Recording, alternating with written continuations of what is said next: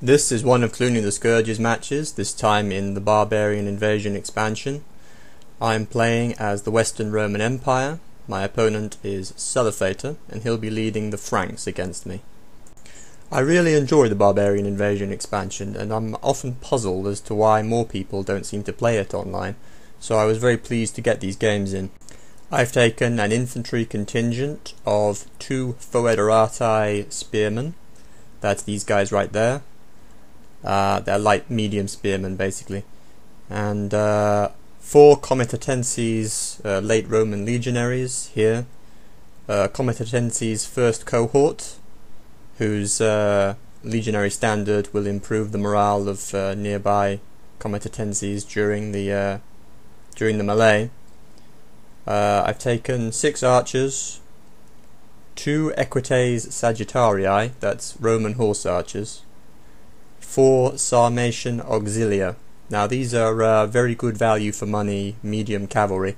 They have the fast moving property, but they're armoured like heavier troops, so I often take as many of them as I can get. I've organised my infantry into a battle line with archers ahead as a skirmish line on loose formation, my cavalry on the flanks, and a unit of priests in the rear for their morale boosting support.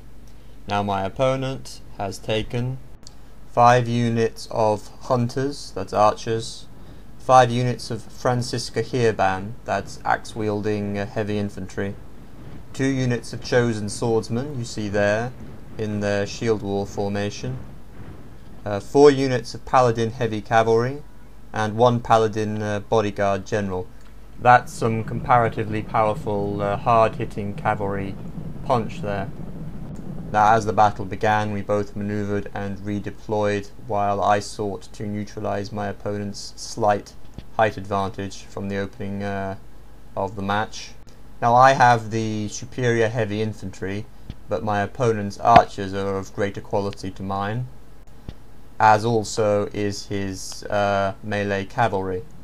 I, however, have access to horse archers, which he doesn't, and in this match you're going to see how the use of horse archers can be instrumental in achieving the kind of anxiety in the mind of the opposing general that will lead him to make crucial mistakes that can be exploited. It simply worries an opponent when you have units that can fire upon you and inflict casualties when you don't have the means to catch them. Now he does have his superior archers with which he can use to fend off my horse archers, and consequently they don't actually do any real damage in and of themselves, but as you're going to see, they do have a significant impact on the game.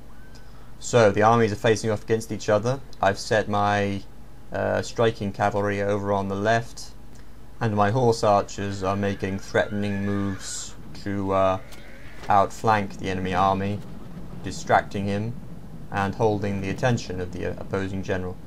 You see, as you can see there, his archers have inflicted some casualties on me, but the mere presence of those horse archers over on my opponent's left is having some effect on his manoeuvring. You see he's already repositioning some infantry to try to cover his archers there.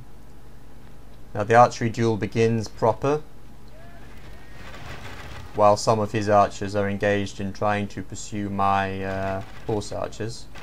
Now you'll notice from his infantry deployment that his troops are in a long thin line formation, useful for achieving an envelopment of the enemy infantry once that part of the battle begins, while my infantry are deployed in blocks, which improves their personal fighting power. Now here, over on this side of the battle, the Franks have allowed a couple of their units of archers to become too far exposed from their main line, pursuing my horse archers, and I have seized upon that chance to destroy one of them with a charge. And now this is the key point. My opponent responds to that by splitting his cavalry and sends half of them, or just under half, away to chase futilely after those horse archers who, on skirmish mode, they just aren't going to catch. Now I recognise that this is my only chance to knock out his cavalry capability and send all of my heavy striking horse charging, crashing into his paladins.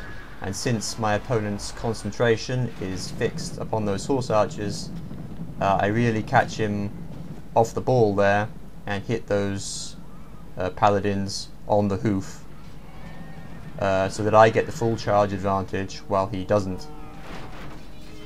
The infantry battle begins. My Foederati spearmen are no match for those Franciscan axemen, but my legionaries are more than a match for his regular infantry there. And as you can see, a breakthrough is already achieving in the centre.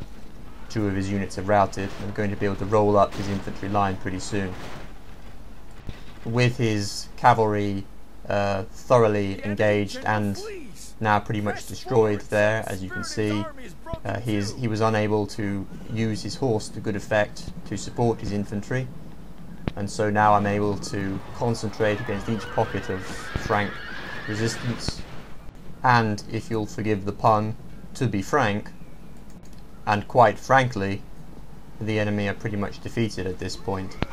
I'm able to mass my troops against each part of his sundered and split army, achieving envelopment at each point rather than simply double right clicking the troops to attack. Always send your cavalry around to hit them from the rear or the side to quicken their demise. Over here he has those remaining paladin cavalry who were chasing after the horse archers, which now seem pretty redundant. Now that the bulk of his army has been destroyed, they make a futile but glorious suicide charge there. And the Western Rome has achieved one more period of grace from barbarian depredations. Now I attribute this victory to the use of horse archers on the flank, creating that opportunity to defeat his cavalry, and via his cavalry the rest of his army.